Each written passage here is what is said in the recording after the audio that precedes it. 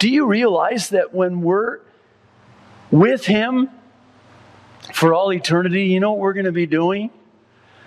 We're going to be worshiping Him for all eternity. My goodness, are we ever going to get tired? No way.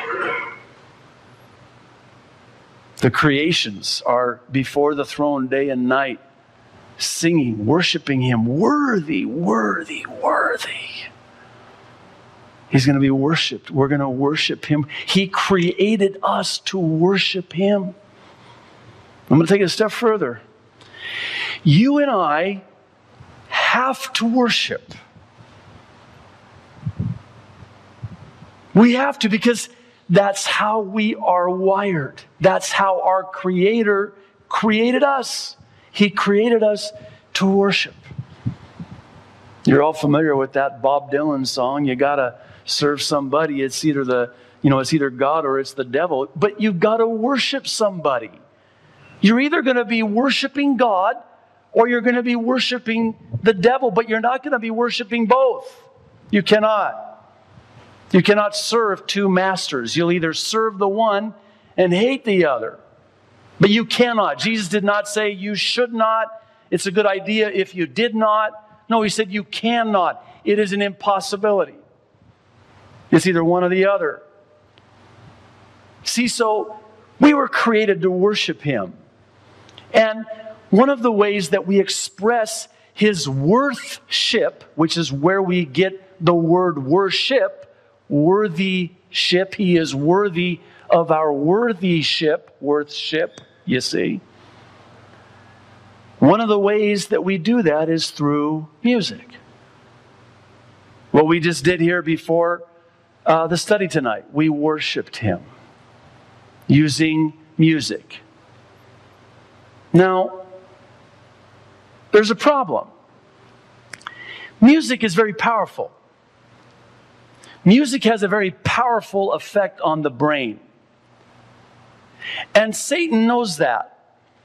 Now, music is not immoral or moral.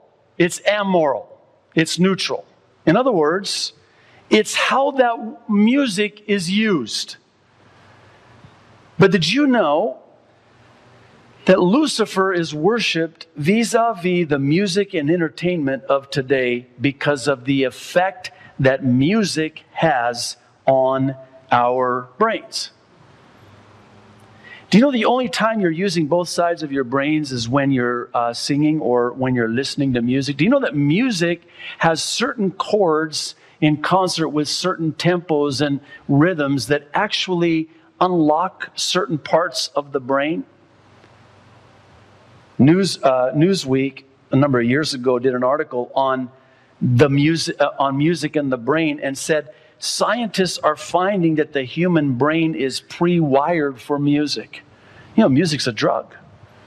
Music is so powerful, the effect that it has on our brain should never be underestimated. Now, factor in the fact that Lucifer was the angel of music, the worship leader in heaven, and he's staying with what he knows and wants to be worshiped. Do you realize that every time you go to a rock concert, well, not you, the pagans, when they go and worship at these, rituals, well, they're worshiping Satan.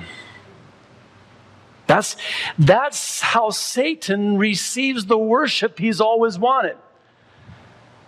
When they're singing, when they're doing their worship music, only it doesn't glorify God, it glorifies Satan. Now, I have to warn you that some of the material I'm about to show you is going to be a little bit disturbing. But I have to say this. I have to say this. See, I think, like the Israelites, we can be guilty of worshiping demons. We can be guilty of worshiping Satan. And we don't even realize it. And it's through the medium of music. It is so powerful that you can become not a believer now, because I don't believe Christians can be demon-possessed. Okay? You can be, as a Christian, with the Holy Spirit, you can be so demonically oppressed that it will manifest itself in the form of being possessed, but you're just oppressed, not possessed. But if you're not a believer and you don't have the Holy Spirit, music can be the avenue by which Satan can actually possess you, and you will become demon-possessed. Now, that's a pretty strong statement. I realize that that raises a few eyebrows. I can tell you from experience that before I came to Jesus Christ at age 19 in 1982, I was demon-possessed through the medium of music and drugs. Pharmakia, which the Bible uses that Greek word where we get pharmacy to describe witchcraft.